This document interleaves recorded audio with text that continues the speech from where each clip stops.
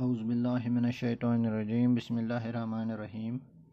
I am Tanveer Ahmed Zargar, teacher, Government High School, Navgam Zone, Mawar District, Kupwara. This is class 9th, subject Social Science, and book Democratic Politics. Democratic Politics. Today's our topic is electoral politics. Electoral politics. تو پیارے بچوں، آج ہمیں chapter number 3 electoral politics پڑھنا ہے. آپ اپنی کتاب کا پیج نمبر 34 نکالیے، ہم پڑھیں گے الیکٹورل پولیٹکس.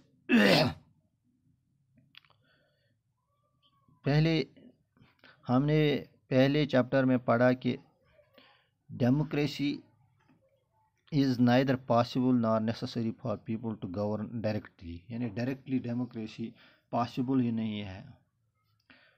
خود لوگ ڈیموکریسی نہیں چلا سکتے ہیں. اور آج کا جو common form of democratic government is for the people to govern through their representatives, یعنی ڈیموکریسی میں لوگوں کے نمائندوں کے ذریعے سے حکومت چلائی جاتی ہے، وہی اصلی ڈیموکریسی کہلاتی ہے. اور اس چیپٹر میں ہم پڑھیں گے کہ ریپرزنٹیٹیوز کو کیسے الیکٹ کیا جاتا ہے اور الیکشنز کیوں کیے جاتے ہیں اور ریپرزنٹیٹیوز کو کیا کام ہوتا ہے. ہم یہ بھی کوشش کریں گے الیکٹورل کمپٹیشن پارٹیز کے بیچ کیسا ہونا چاہیے، یعنی کوئی سنگل پارٹی یا سنگل کینڈیڈیٹ کسی بھی کانسٹیٹوئنسی میں نہیں ہونا چاہیے، بلکہ وہاں مقابلہ ہونا چاہیے. وہی پھر ڈیموکریسی کہلاتا ہے.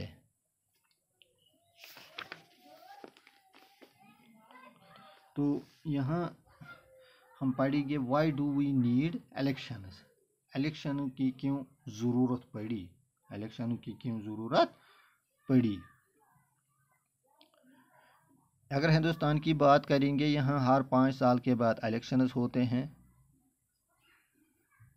اور اگر دیکھیں گے کہ دنیا میں کم سے کم 100 کنٹریز ہیں، 100 ملک ہے جہاں الیکشنز ہوتے ہیں، ریپرزنٹیٹیوز چنے جاتے ہیں.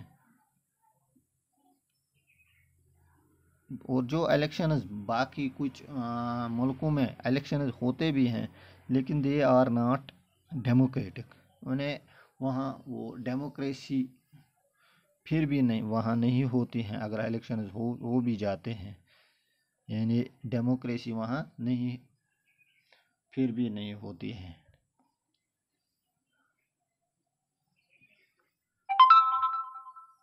کیوں ہمیں الیکشنز کی ضرورت ہے ہم دیکھیں گے. کیونکہ ابھی ہم پڑھ رہے تھے کہ ڈائریکٹ رول لوگوں کے ذریعے سے نہیں ہو سکتا ہے. سارے لوگ ایک جگہ جمع نہیں ہو سکتے ہیں.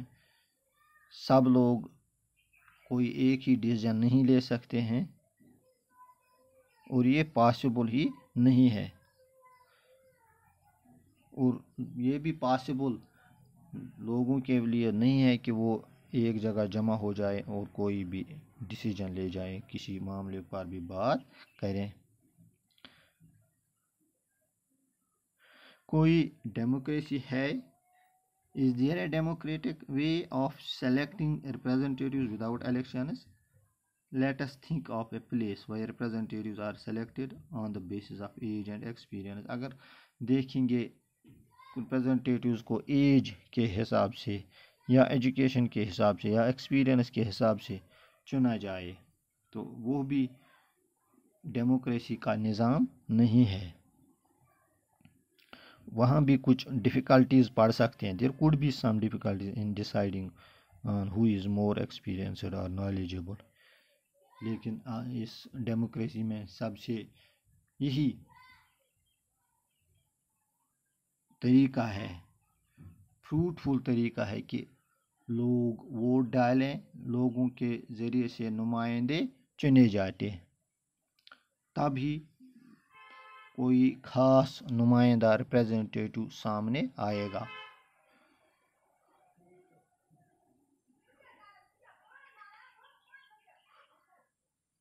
हम कैसे How do we find out if the people like their representatives or not? How do we ensure that these representatives rule as per the wishes of the people? यानी जिन्हें वोट से नहीं चुना गया होता है, जिन्हें किसी एक्सपीरियंस के ज़रिए चुना गया होता है, उनसे ये तवक्का ही नहीं रखनी होती है। This requires a mechanism by which people can choose their representatives at regular intervals and change them if they wish to do so. ये एक मैकेनिज़्म है जिसके ज़रिए से लोग अपना नुमाइंदा चुन सकते हैं और जिस वक्त उन्हें लगे कि ये खरा नहीं उतरता है अपनी काम में, उसे तब्दील भी किया जा सकता है। Therefore, elections are considered essential in our times for any representative democracy. इसलिए elections ज़रूरी है किसी भी डेमोक्रेटिक सरकार के लिए। elections में क्या होते हैं, वोटर्स मेक देयर चॉइस, वो अपनी चॉइस चुनते हैं। They can choose who will make laws for them. They can choose who will form the government and take major decisions. वो चूज़ कर सकते हैं, नुमाइंदा चुन सकते हैं कि कानून कौन बनाएगा, गवर्नमेंट कौन चलाएगा, पार्टी कौन सी अच्छे हैं, which will guide the government and law making. ये चीज़ें देखनी हैं, तो इन्हीं चीज़ों के हिसाब से देखकर लोगों को अपना नुमाइंदा चुनना होता है। तो प्यारे बच्चों, आज इतना ही, शुक्रिया।